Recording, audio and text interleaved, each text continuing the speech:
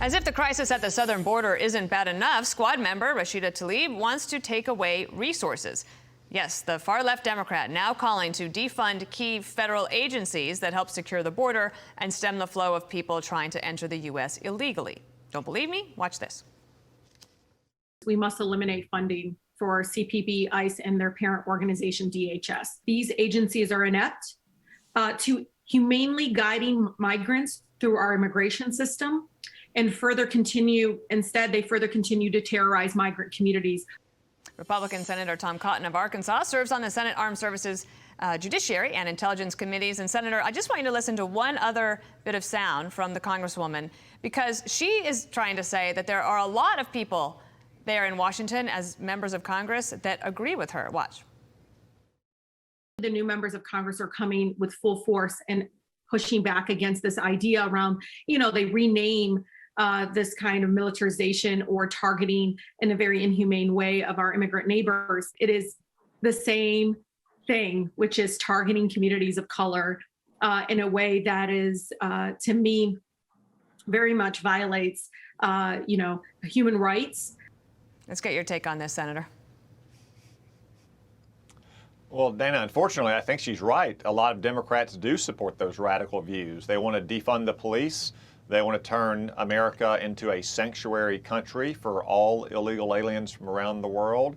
And now that logic is being extended to our Border Patrol and Immigrations and Customs Enforcement, even all of DHS.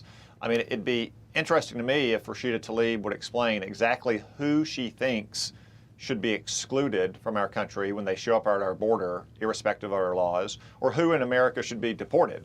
I mean, I don't know, maybe her answer would be conservatives or Republicans or anyone who voted for Donald Trump last year. But it seems like beyond that, Rashida Tlaib and most Democrats think that we should have totally open borders and that anyone should be able to come into this country. That is a recipe for disaster. You joined some other of your colleagues there on the Senate side in sending a letter to the Attorney General, Merrick Garland, asking about this open borders question.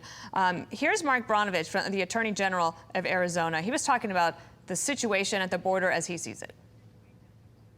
The Biden administration is making a choice between migrants and Americans, and they're telling the wrong people to stay home. They literally are trying to shut down our economy. And I keep emphasizing to folks that the biggest health crisis facing our country today is the Biden administration, because we may have 3 vaccines for COVID, but there's no cure for stupid. And what the Biden administration is doing is just plain dumb. Do you think that you'll be able to get the attention of the Attorney General?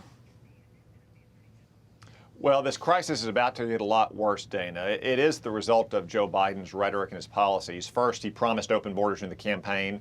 All those migrants heard it. When I was at the border a few months ago, I spoke to several of them and asked them why they came. They all gave some answer like Joe Biden or I could get in now. Second, he reversed a lot of highly effective policies, most notably the Remain in Mexico policy that required migrants seeking asylum to stay in Mexico, not to come to the country and live here so they could, for years, before they had their claims adjudicated.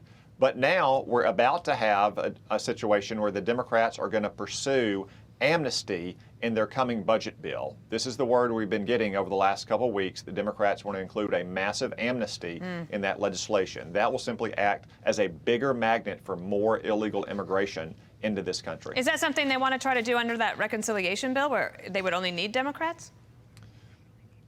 Yeah, that's exactly right, Dana. As they know that Republicans are never going to support some kind of massive amnesty, certainly with our border totally open. But Bernie Sanders and Chuck Schumer and Nancy Pelosi and Joe Biden's administration are actively working behind closed doors right now to try to include an amnesty in that budget bill. That's something I'm going to fight to the bitter end to stop, because we do not need a single new illegal alien coming in this country when we're already at a generational high level. I'm going to pay attention to that, because if they can do that on reconciliation, I think that would probably get a lot of attention. One last thing. So apparently there's a bunch of progressives that are sending a letter to the administration warning them not to be tough on China, because that could hurt the fight against climate change, as if China were participating in trying to help us in that regard anyway. Yeah, that letter sounds like Chinese propaganda, Dana. You know, the Chinese even have a word for this, baozu. It translates loosely white liberal.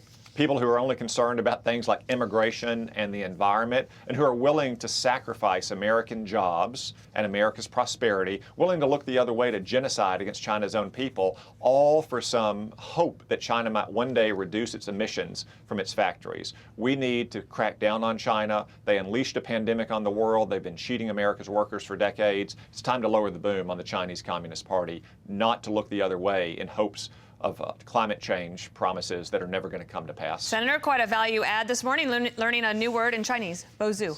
I won't forget it. Thank you.